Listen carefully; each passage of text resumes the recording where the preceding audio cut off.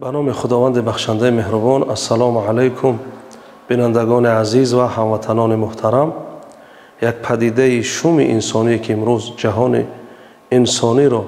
خصوصا در میان مسلمان ها این زیادتر دیده می شود، اون رفتن در پیش بینک و فالبین و ساحر و جادوگر هست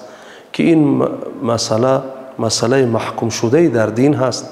و دیدگاه دین مبین اسلام این مسئله را بسا محکوم میکند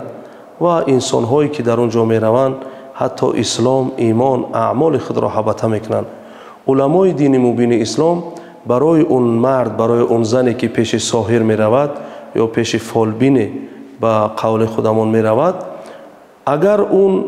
از 4 مرحله خالی نیست، اگر اون به این اعتقاد می رود که این انسان ساحر یا این بینک یا این جادوگر آینده مرا می داند، علم غیبی مرا می داند، یعنی علم غیب را می داند، عقیده مسلمانی باید همین باشد که همه ما اعتقاد و ایمان بر همین باید داشته باشیم که علم لا یعلم الغیب الا الله، یعنی الله تعالی اعلان میکند در قرآن که علم غیب را جز من الله دیگر کسی نمیداند. حتی عقیده اهل سنت و الجماعت بر همین است که یعنی انبیا، ملائکه ها علم غیب را نمیدانند. بنابراین وقتی که علم غیب را کسی نمیداند و تقدیر از علم غیب هست، آینده ما را کی نشان داد کرده میتواند؟ بنابراین علمای دین میگویند که اگر مرد مسلمان، زن مسلمان به این اعتقاد پیش یک بینک، پیش یک فالبین می رود که اون علم غیب را می داند، این انسان اسلام خود را از دست داد، ایمان خود را از دست داد، یعنی این انسان را کافر می دانند علمای دین. اتفاق اهل سنت و الجماعت بر این هست، یعنی با این اعتقاد می رود که این علم غیب می داند، این آینده ما را می سازد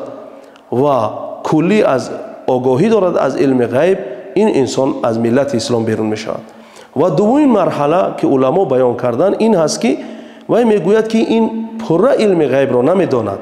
همه علم غیب را نمی داند، اما چیزی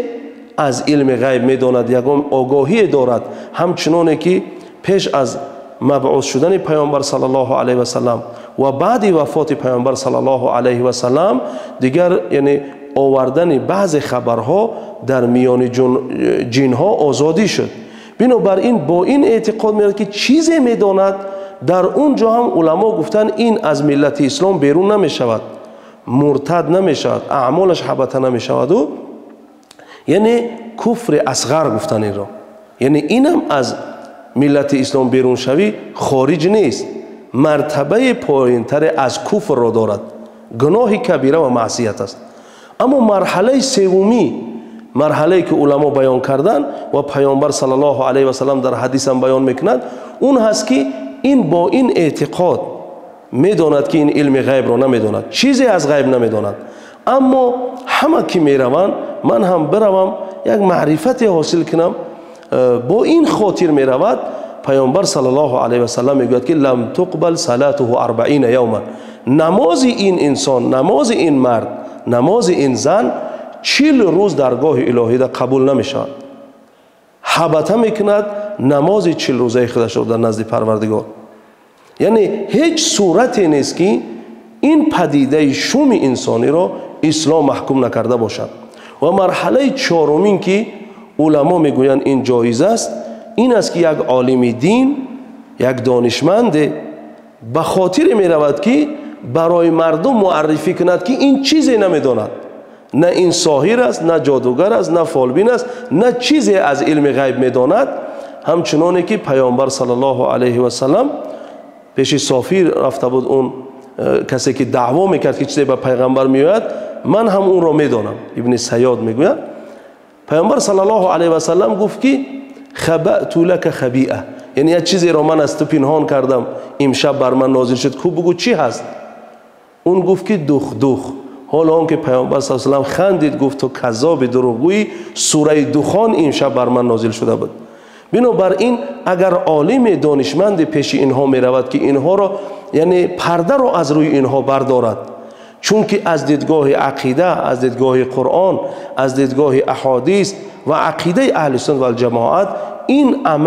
عمل شوم پدیده نامطلوب در دین مبین اسلام، محکوم شده در دین اسلام هست و صاحبش را به جهنم برده میرساند و از همه خطرناک در میان قشر جامعه کسی که نزد اینها میرود و